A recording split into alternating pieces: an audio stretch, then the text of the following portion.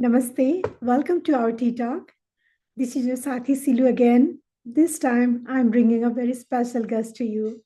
Actually, he would be the first guest of this year, 2025. If I have to introduce him in a single word, that would be dynamic leadership.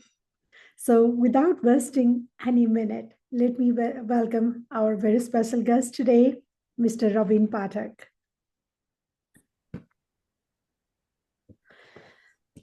Hello, Robin. Welcome to this TeaTalk. Thank you.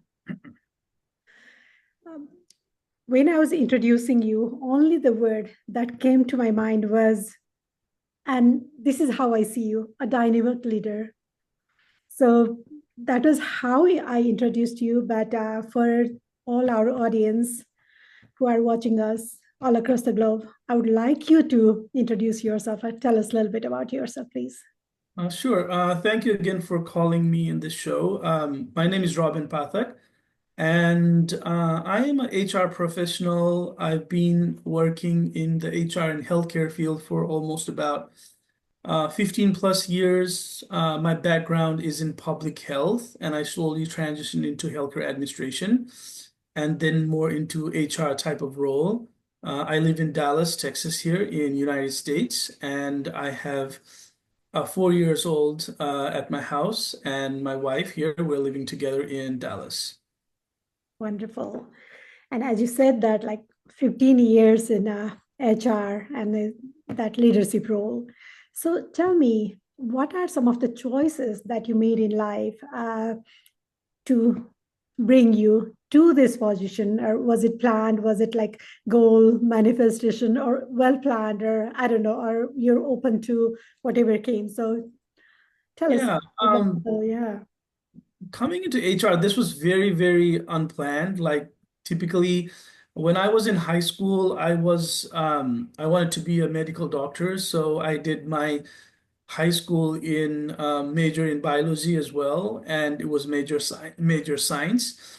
And after working, seeing a couple of doctors in Nepal, and then being able to see how the healthcare field was, I was a little bit more interested more in the administration and management side as well. So I was involved in a couple of projects that was run by United Nations, UNFPA, and other projects in the medical and healthcare field, which led me more towards public health. So after high school, I did my undergrad in public health, and after that, I had chance to work in United Nations, one of the projects in the United Nations, mainly with HIV/AIDS, family planning, and more related with physicians and healthcare recruitment.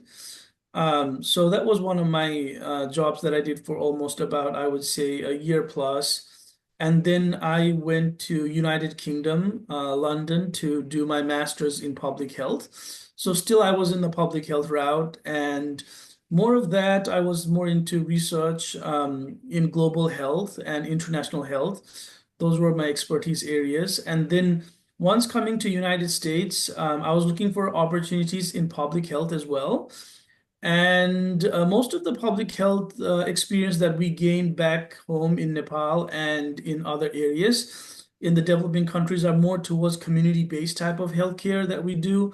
But in United States and a lot of other developed countries, most of the public health are more of lab-based and more of like lab-based or more of like project-based related with labs and science. So I decided, like, not to go through that lab-based route, but maybe look something similar towards public health. And I had applied for a few jobs around in the Dallas area as well as in Texas. But it was very hard to get a job at the very beginning because of the education system and the healthcare system that was different from United Kingdom and Dallas and United States as well. So and the public health system was a little bit different as well. So most of my professors back in UK suggested me to do more of an administration type of role. So I went and studied masters in healthcare administration from UTA, University of Texas at Arlington. And once I did that, a lot of doors opened up. I did a couple of internships, I did almost about three internships. One was more of healthcare operations, dealing with finance, accounting, more of administration role. Another internship, that internship more of healthcare administration with finance and accounting was more related with Christus Health. And then after that, I moved more into the next internship that I did was with Baylor Scott and White. And it was more related with process improvement and organizational development and process improvement. So that was one of the a key factor that, drove me more towards, had more interest towards HR side. And the last internship that I did was at Parkland Health as well, and it was in the same department where I got hired, and it was more with HR, with talent management, and more of operational side of HR and talent management training, and student placements and things like that. So from that point, then I moved more towards HR. I understood more about HR side of the the healthcare arena, and then once I've completed that, then I moved. Then I spent like almost about 8 years in Parkland with HR skills. Wow, pretty impressive. And as you mentioned that in initial days, I mean, you were going through the challenge yourself finding job, right? And from that point to this point, now you are in that decision maker making position where you provide job, right? You kind of screen people and bring them in and all those manage people and whatnot. So tell me, I mean, I was always interested to know that, like, many people, when they apply for the job, right, they think themselves like, oh, I'm the best fit for this position. And as it is, I don't know, uh, description and everything matches, and I would be the perfect one. But once they apply it, only like one out of many would be hired, right? So what is that process? Because now also, I mean, we both teach in the same university as well, and like in one of the program I teach, I help students to like prepare their resume, like prepare everything, but still that doesn't guarantee that they will get job, right? So from HR perspective, from that decision maker perspective, so how do you see it? What are some of the tips to the job seekers? Yeah, I mean, looking at jobs like, to find the right job in the right place where you like and where the employer um, accepts you in for that position as well, it's very challenging, I would say. But the first thing to do is read the job description, whatever is posted out there. That's one of the key aspects to do to understand whether those job description matches your skill sets or not. Some of those are like there's hard stance on some of those requirements. I would say if they say your job for jobs, you need at least 7 years of experience for this job or 5 years experience in this job. They look into your experience very seriously. And most of the time, the application doesn't even pass through the system to get to the hiring manager. So that's one of the key aspects to understand which job fits your role, what skill sets you have, and try to tailor your resume more towards the job description. That's one of the things that a lot of people don't do. They just have one resume and then they apply for almost about 50 jobs, 60 jobs, like just with one resume. But again, what we have to think is job description, that's someone else's job to create a job description. So there's someone in the organization who's creating that and who's posting that every week or every time whenever they have an opening. Those job descriptions are created from the hiring managers as well as the talent acquisition leaders. It goes all the way up to leadership role and it gets approved to get posted on the websites of companies' websites. So the thing is, there's a lot of work from the organization to do postings on any of the job description. And that's the same thing that the people who apply for jobs needs to do as well. Try to look into their job description, try to look into their resume, and try to match whatever they have done more um, towards the job description. Another suggestion that I would provide is try to follow one of the HR methods whenever you write your resume. So most of the time, the organizations look into some sort of methods that you follow towards writing a resume. I would say STAR method is one of the famous HR methods that a lot of people use. So whenever you write your resume, try to start off with a situation and then try to write what actions you did. It's not what actions, what other people did, it's what you did. What was the results of that action? And um, so S.2, action of that results, and R is what was the results of that action. So typically employers are trying to see what impact that you have made in your role or in your work in different aspects. So, and you have to follow that STAR method in each and every bullets that you write. So if you have a new sentence, you're doing a research on cardiovascular diseases or something like that, then what research did you do? And then what actions did you take? And what was the result? What was the situation after that? And what was the result? So if you're able to write your sentences in that format, it will be very easy for the hiring managers to look into your resume and understand exactly what you have done. So I see a lot of people writing long stories, like having a cover letter, having, I would say, recommendation letters. Those are all supplements. The first thing is your resume. So typically, a hiring managers looks into your resumes, I would say, for about 15 to 20 seconds to decide whether you get selected or not. Right. Um, and that sounds really challenging, right? So what would they look into your resume for 15 to 20 seconds that could capture their eyes, and then they know you'd be a right fit for the role or not. First of all, I would say the formatting of your resume. That's a lot of people get kicked out, or a lot of people don't get selected because of the formatting of their resume on how they have presented their resume in a standard format.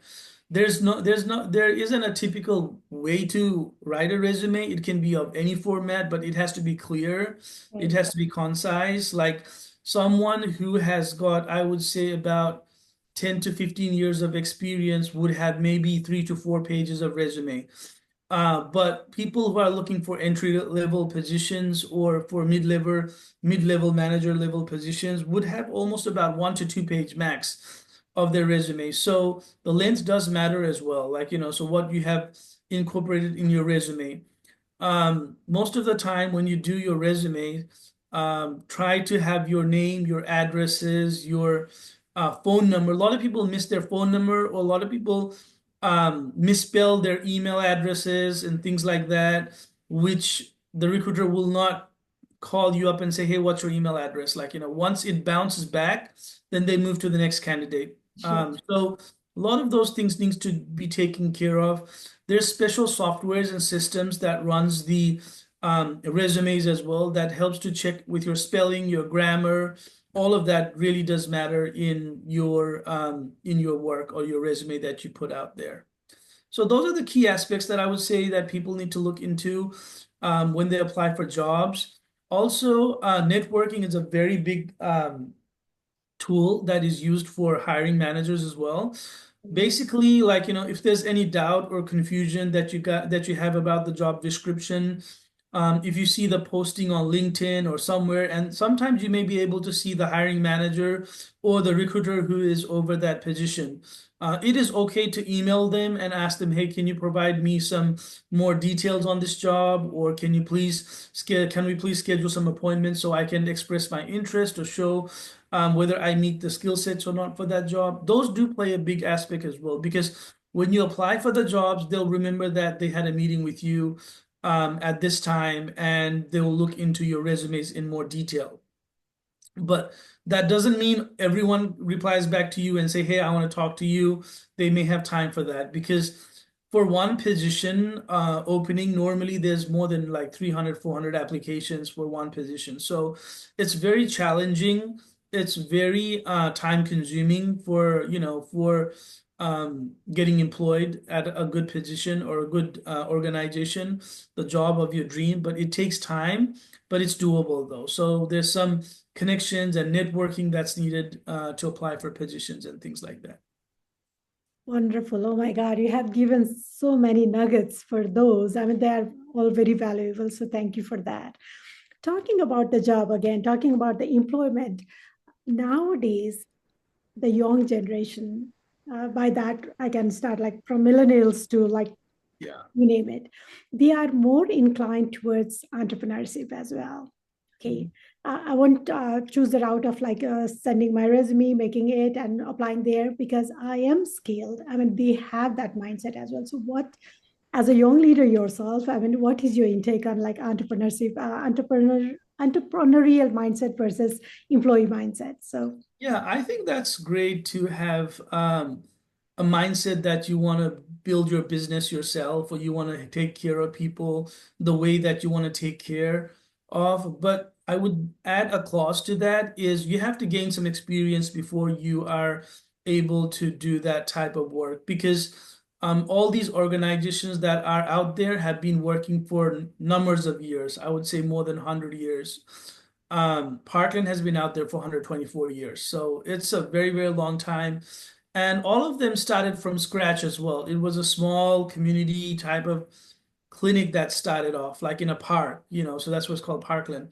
But, there is a good mindset of having that type of work. But again, as I said, like the skill set that you need, the resources that you need, or the manpower that you need to run your job or your business, that is very important. So to build that relationship, to build your work, I would suggest, to work for a couple of years to understand the process and get to the point where you're able to sustain or have being able to generate new ideas and then be able to, run your business. So yeah.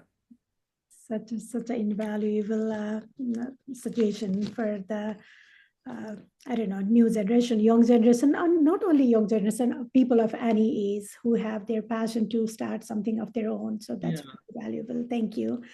Now we are going towards the second segment of this podcast, in which, I mean, as a family scientist, I was always interested to know a little bit about like personal life as well, or the family life as well. And talking about that, when we talk about employment, when we talk about entrepreneurship, everywhere money comes, right?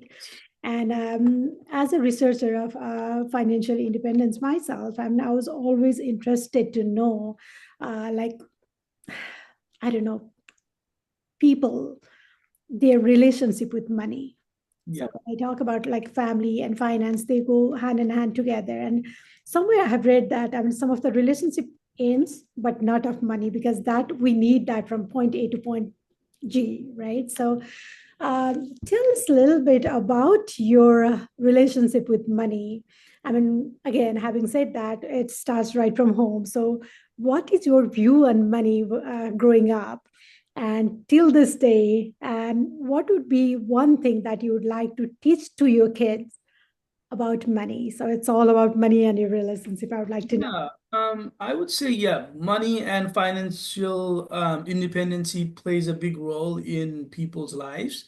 Um, so talking about money, I would say at the time when you grow up, like, when you're growing up and you're going to school, maybe those things doesn't matter too much to you at that time. It's more like going to school, getting that education, getting the knowledge, and then being a little bit more independent. I would say that would really help a little bit.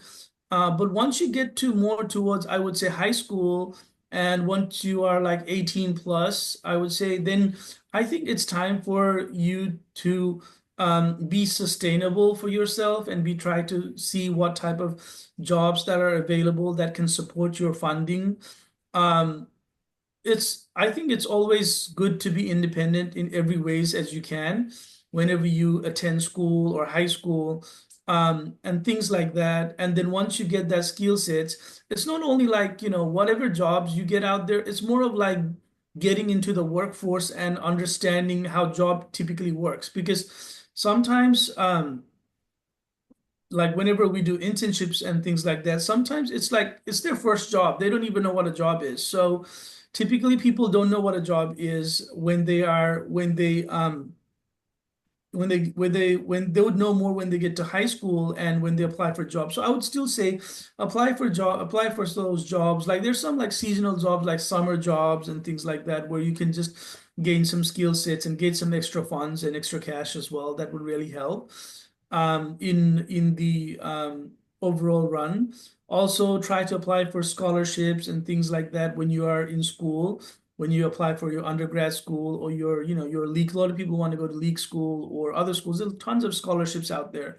So please do apply for those as well. And that will really help to supplement the tuition fees as well, where you'd be even if you work a part-time job somewhere in the library or somewhere in the university, that's going to help you a lot to sustain for your living cost as well. So that financial independency is pretty much important, and that's what I typically did as well um, when I finished my undergrad and when I went to London. I had chance to work as a research assistant in the University of Aberdeen where I did my master's, and that really helped me to cover a little bit of my money expenses, at least towards the living costs. So it doesn't pay you a lot, but it still gives you some support as well. So those are really important, I would say. But I would say try to focus on your dream or what you want to achieve um, in the future. So if you want to be a doctor or a nurse or be a scientist or be an engineer, try to focus on those and the try to have the money um, for your more towards your living expense. Try to cover those areas, but not go after money at that time whenever you need that education. Because the thing is, what I say is there's time for each and every things to grow. So whenever you get educated, when you finish school, when you apply for jobs, when you become independent, and then once you get a full-time position, then obviously those full-time positions will be paid and you'll be getting good amount of money that has been spent out there, right? So that's the time when you can earn. And I would say once you earn those money, for young generations, I would say the biggest thing is investment. So these days, a lot of people get financially dependent with investments. Not like working for two, three, four different companies. It's more like being more independent and trying to do a lot of work with investments. So investments are a big key factor to make yourself independent in the future as well. So I would say, yeah, those are the things that I would suggest. Also, I would suggest one more thing is it's more about your passion, what you want to do. Like, um, if you have passion towards social work or if you have passion towards public health, obviously those pays are not to the level of other big jobs that out there, like in the finance world or like maybe a financial analyst or maybe someone who's working in the corporate sector or the bank. They may earn more than the other sectors that are out there, but it's your passion. If you have more passion towards public health or taking care of people, doing more of social work or social service, then try to follow your passions. There's different ways to earn um, funds from different areas once you start doing investments and things like that as well.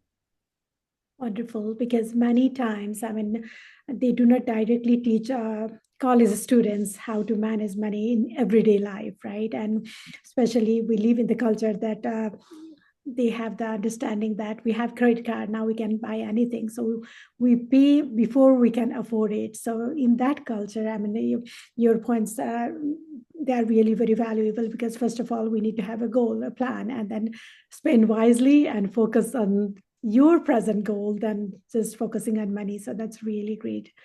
And Yeah, I'd like to add one more thing about, so I have a 4 years old, as I said, he's a toddler. So for him, what suggestions I would provide is I would say gain the skill sets and knowledge that you need. So, and then once you do that, then try to work more on investments and things like that to be more financial independent. So once he turns 18, I'm going to tell him to go and find a job because that's important to understand how the healthcare, how the workforce is running and understand what job really is and the importance of job and the importance of your contribution towards the community or contributions towards the economy as well. So that's really important to understand. Um, but yes, it's always good to get seasonal jobs and then be able to work, gets a little bit of cash and be able to help yourself in different aspects as well. Wonderful. Thank you.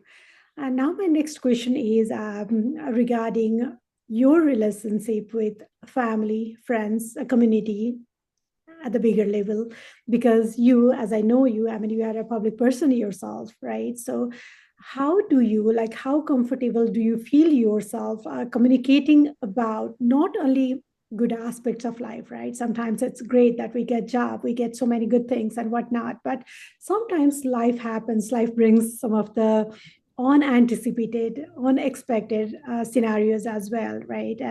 We call it like 4 days. Sometimes like death comes, divorce comes, distress, disability, so many things come. So in such situations, like how do you see life? How comfortable as a person you feel to talk about it with your loved ones, with your family members, or sometimes we live in Dallas, Texas, and we have seen so many unfortunate, I don't know, happenings as well in many families. So in such situation, what would be your, I don't know, not a advice or suggestion, I won't say that, for yourself, like how do you deal with it? How do you communicate about this with your family? How you prepare yourself? Yeah, first of all, I would say once you start working in a very busy environment, there's so many things comes out, like, that's unexpected, whether it's related with jobs or whether it's related with work or even with family life. So first of all, I would say I try to process that myself. So some of the things that just comes, upon you, and then you just look at it, feel it, try to understand it. And then one thing that I have is, once I think, is there's always a solution for anything that comes up. So there's always a light at the end of the tunnel where you know that you would be successful, then you can be successful. So nothing will um make you unstable. So that's the thing, like, that you have to understand. And then once you understand that process, and then, with life, so many things happens many times. So you get used to that portion, and then you used to able to be able to take it a little lightly and then be able to manage your situations. So at my house, I'm the person who is normally more calm with situations and things like that. Um, if you're driving and if someone hits you from behind or something happens, then if it happens, it happens. Like, you just have to control your situation, make sure you're safe. That's the biggest thing. Right. And then, you have to follow your insurance procedure and all of that. And one day your car will be fixed and will be back home. So that situation will go away. So there is different huddles that happens every day to day. I would say that's one of the situations that happens to many people while driving, when even if it's not their fault, a lot of things happens. Even at, like, when you're at your house, you're coping with different other situations. Um I would say with, with your schoolwork, or with your, with other stuff going on as well. I would say it's more of communication that's more important, that's needed to be done. I do share a lot of things with my wife though, so some of the things that happens in the family and things like that, I do share with her. But some of the things I share with her at the right time. So that's the thing. Sometimes you have to understand when you want to communicate the information, whether it's the right time or not, or, like, if she's out of town or if she's somewhere else. I try to keep that for myself for a couple of days. Once she comes back, then I share it with her. So, because you don't want the other person to get disturbed. Um, when you're able to handle those situations that comes up as well. That's really a great point because, as you said, that many times, I mean, it is said that 10% is the actual problem, but 90% how we react to it, right? Do we make it bigger than it is, or are we focusing on the solution side? And as you said, that there's a solution for everything, right? So, and again, having someone to share that communication, and that is a big key. So, yeah, thank you for that.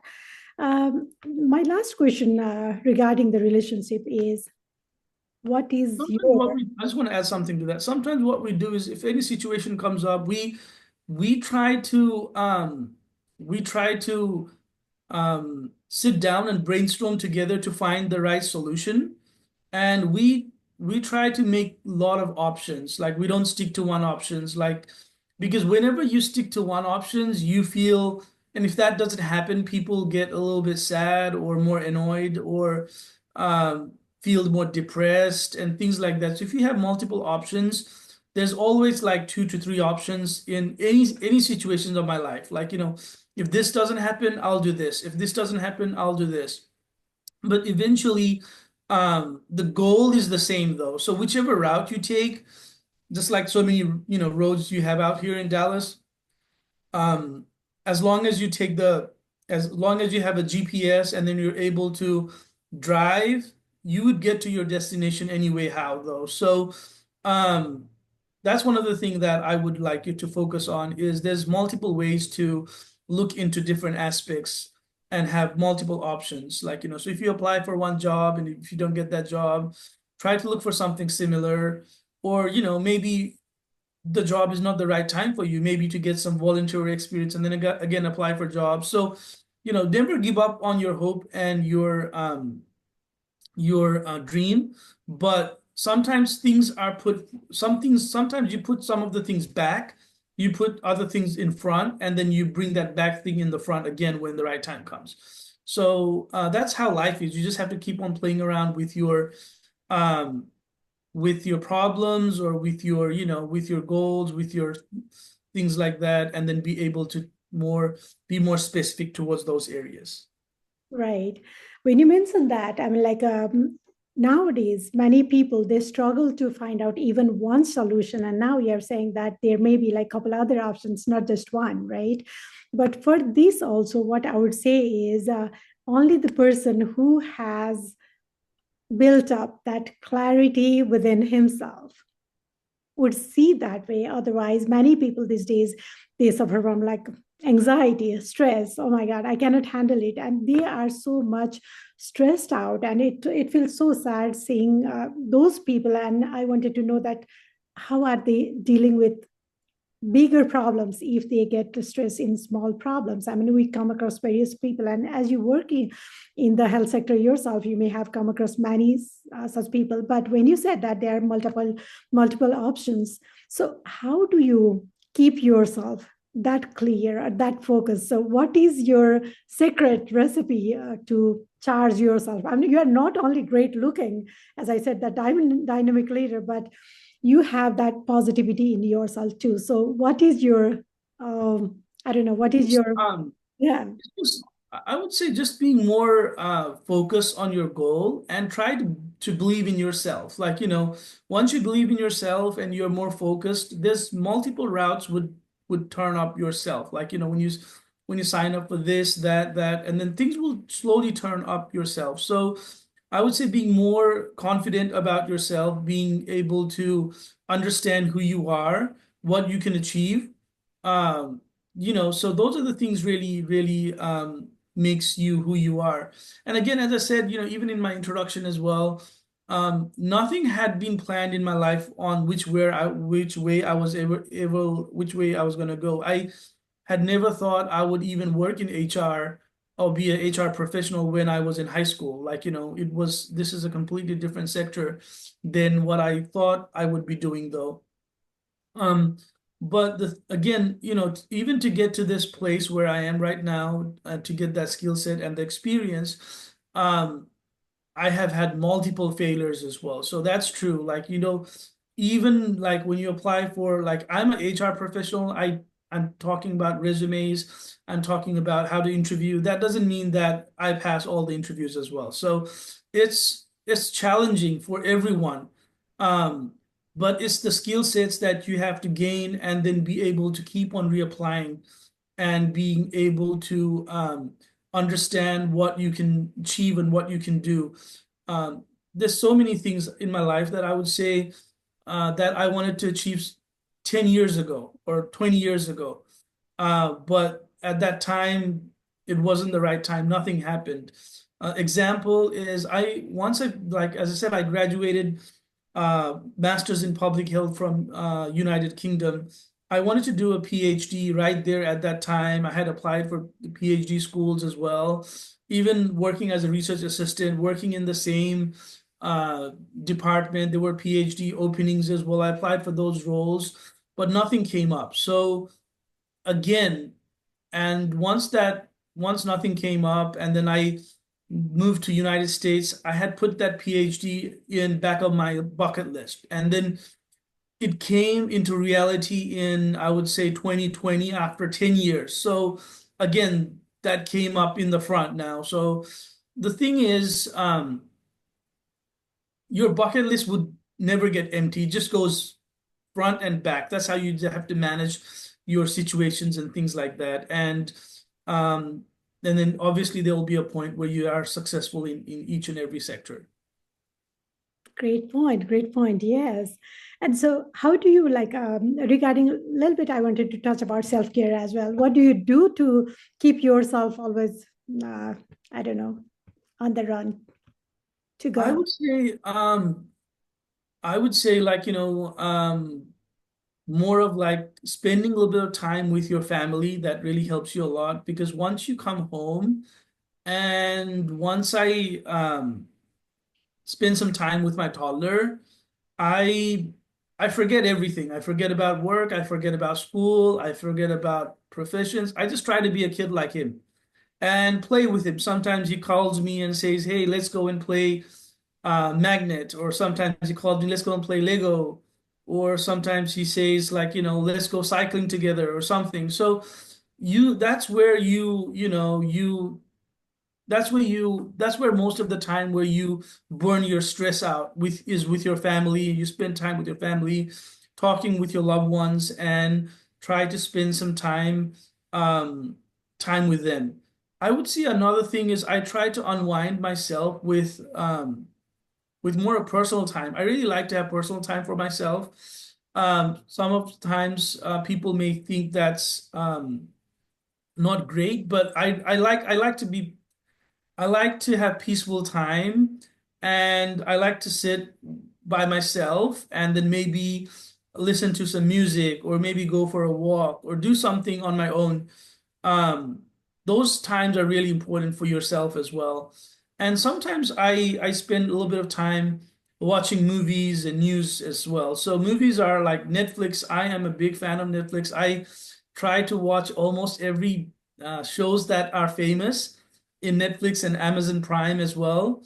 That really helps me to boost my energy again and then be able to recharge for the next day or for the weekends as well. Again, community service is a passion that I follow.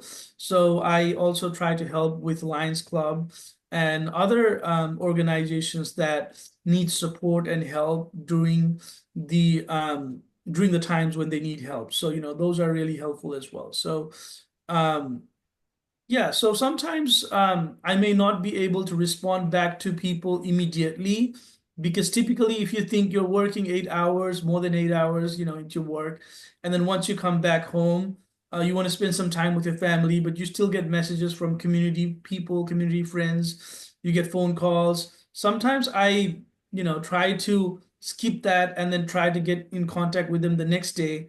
If it's something urgent or something like that, I tell them to text me back and then um, be able to talk. And then otherwise, I try to talk with them sometimes whenever I have a break or something like that, because you need some time to relax and unwind yourself as well. I have to focus a little bit more on exercise. I haven't done that for a while. I do almost about 3 miles of walking every day as much as possible. Um, and I would say controlling food would be helpful as well. I try to eat more healthy food as much as possible throughout the week. But weekends are like a little bit of more like cheating. So you go to parties and friends and families, there's gathering. But at weekdays, I try to be more strict as possible with my diet. So that really helps me to unwind and be able to focus on my work and be able to get that energy back up again. And again, it's the passion that you have, that you build, that you bring to the table or you bring to the community, so that passion really drives you back to work and helps you to take care of a lot of people that needs help. Of course, great answer. And you have been always that role model, not only in family, but outside as well. So, probably my last question, we are almost to the end. So, if time and money were not the issue, what is one thing you'd like to do? Or Oh, okay. I would like to travel the world. That's one of the things that is always on my bucket list. I've traveled to 30 states here in United in US so far. So I'm counting all my states as I go. So I haven't been to Utah. I'm going there I would say in 2 weeks. So great. May in May, like I'll go to Utah. I haven't been to North Carolina. I'm going there in September. So I try to plan one or two states at least a year to spend some time with the nature, the family, and things like that. I also like international travel, but again, as you said, with time and money, it's consuming to um, it's time consuming to go to different places around the world to travel and to see.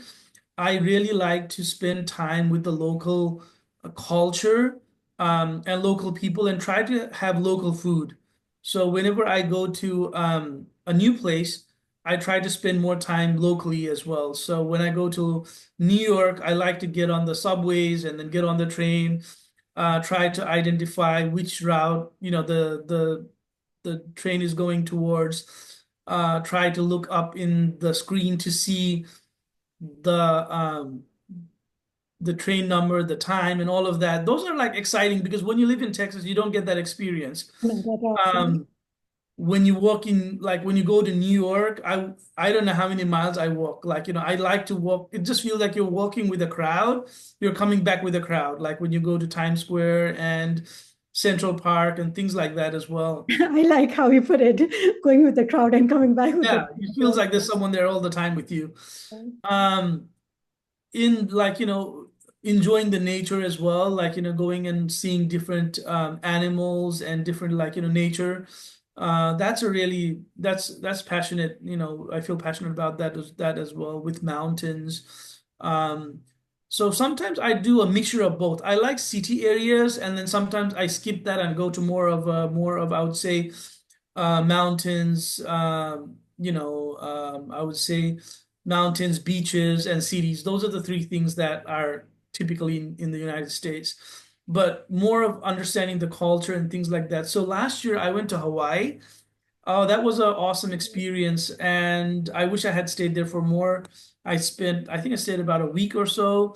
I really enjoyed the culture, how you treat people, how you look into their shows and their how they're forecasting their culture and things like that. So, and then again, the beautiful beach, and then the city in itself it's really great. The island in itself is really great. So, um, and I don't like to travel to a lot of places at one time. I think there's always a second time. So some people, when they travel, like if they travel to Hawaii or New York or somewhere, they want to go and go to each and every island at the same time, and you don't spend much time with the nature, or you don't enjoy too much. So if you just spend one island at one time, the next year or a few years after that, you can go again to another island. So even with New York, I don't even make a list of things where I want to go.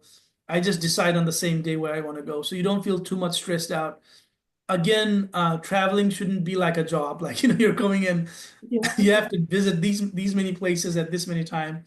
Yeah, so that's really good. I've missed Colorado. I've been to Colorado almost about maybe 6 times so far.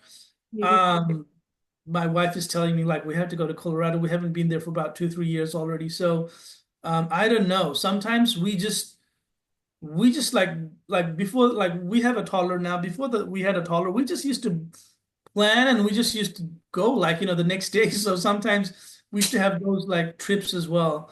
And that really helps you recharge as well, like, to spend a weekend somewhere, um, and things like that. Yeah. And I can see the traveler in you because without even thinking for a second, you said traveling, travel all over the world. And I can see that. Yeah. That's great. All right, Robin. So we are almost at the end. So is there anything I forgot to ask and you'd like to share to our audience? I think we've covered almost everything here. So again, as a HR professional, if there's any questions that any people have that they want to connect with me on LinkedIn or send me an email, or even like text me and then we can talk again. So sometimes like, I keep on saying text because I think that's the way that communication should be done. Like if you just call someone, it's not that they don't want to talk to you, it's more that they may not be available at that time. But like if it's a text, we can schedule some time to talk if anyone wants personal advice or wants to build that relationship with me and make that connection for their references or other things like that. I'll be more than willing to help anyone who's in need for their next job hunt. I would still like to say, be connected, do a lot of networking, um, try to build relationships, and then try to focus on your dream job or your dream role or your dream goal. Once you stay focused and connected, success is always on the next corner. Wonderful. So what would be your, would it be okay to, share your email to the Sure. site here? Okay, yeah. Yes. For those who would like to connect to you, yeah, definitely. Definitely. Thank Yes. you. So in the very last, I would have a very quick, like rapid fire kind of, That's fine. and Yeah, you can answer in that's just fine. one word or so. I don't know. So whatever comes in your mind in one word. Yeah. Can you repeat that again? So about book. Books. I feel um more of like leadership type of books. I can't remember the exact name, but there's a lot of books that leads you more into leadership roles. Those are really good. Movie. Movie, I would say Titanic. That's my all-time favorite. Notebook as well. That's really good as well. Yeah. Uh, Social media. I would say Instagram and TikTok. I don't know. A lot of people are telling me to get on TikTok. Um, I am trying to get on TikTok. So hopefully I may be able to get on TikTok and Instagram. I use a little bit of Facebook, but I'm not a big social media person. I think I should start getting on more of those. Car. Can you repeat that again? Car. What car? Like, Car. yeah. I would say something that's drivable. With car, I would like something. I'm not more towards luxurious car. I'm more towards economical car, which helps you to drive to different places wherever you can. Great. Vacation. Vacation, I would say I want to go to Thailand. That's on my bucket list, but and I even think like when I go to Nepal, I would go that there's no route that goes that way though. Like, so it's like so in the opposite side where we live right now, so it's like it's very hard to get there though, but that's one of my things I really want to go to. Wow. Okay. Friend. Friend, I would say school friends. I really like, I have like multiple school friends. Um, I have about four or five of them still connected with me, and we don't think while we talk. So we don't care about who we are. We don't I care don't think about like, everything. what job we do, where we live. We just like start talking again, and it feels me the days that we used to talk with friends at that time. So it really refreshes me a lot when I talk with friends, school Great. friends, I would say. How about Texas? Texas, I love the road in Texas. I like the community that's growing rapidly. I like people are being more independent and they've been established they're establishing their own business and they're giving employment to so many other people as well. So that's really cool about Texas. Wonderful. Yeah, I'm with you too regarding the roads. And I always say that roads of Texas and the sunrise and sunset, they are just, yeah. So the last one, God. I feel God is faith in yourself. So as you like, everyone has a belief on God. So whether they're of any religions, but more of the faith that you have in yourself, that's God. So and the power, the willpower, the energy that you get every day, that's God. Um, the willingness to work, the willingness to serve people, to willingness to take care of other people when they're in need, that's God. Like, so there's God in each and every one of us to, we just have to brighten that up and understand where we want to serve people. Beautifully presented. Thank you so very much. And it's really a joy plus honor to have you in this podcast. And Sure. definitely, I will, if there are like people who want to connect with you, I will take your email and set that with them. So keep shining. And Thank this you is again. very Thank you for the beginning. time. And thank you for the opportunity to share some of my thoughts and processes with the community people as well as people who are listening to this podcast. Again, I wish the best for this podcast to grow and be able to connect with so many other people. This really gives a big platform for people to make those connections when they are needed. So thank you again for doing a great work in the community. Thank you so very much. Thank you.